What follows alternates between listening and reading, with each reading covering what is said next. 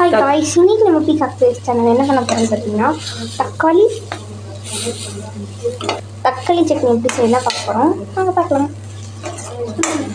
First ஒரு வானொலி வச்சு எண்ணெய் ஊற்றி சீரகம் 2 கடுகு 2 போட்டு வெங்காயம் வரமிளகா கருவேப்பிலை போட்டு வணக்கிட்டு இருக்கணும்.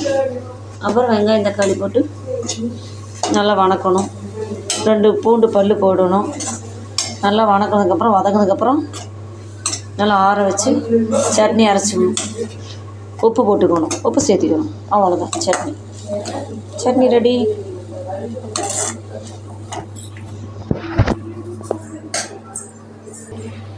அவ்வளோதான், பார்த்துருக்கீங்க. உங்களுக்கு யாராச்சும்னா கண்டிப்பாக ட்ரை பண்ணுங்கள். இது என்னால் ஃபினிஷிங் காட்ட முடியாது. ஏன் சொல்கிறேன் அப்படின்னா, நாங்கள் வந்து வெளில வந்திருக்கோம். வெளில உடம்பு வீட்டுக்கு சமைச்சிட்டு இருந்தாங்க. அப்போ நான் எழுதுகிறேன்.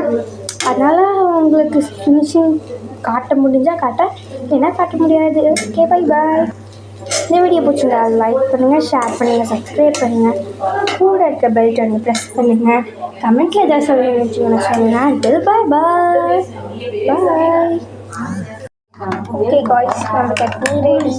இது கூட தோசை வச்சு சாப்பிடலாம்.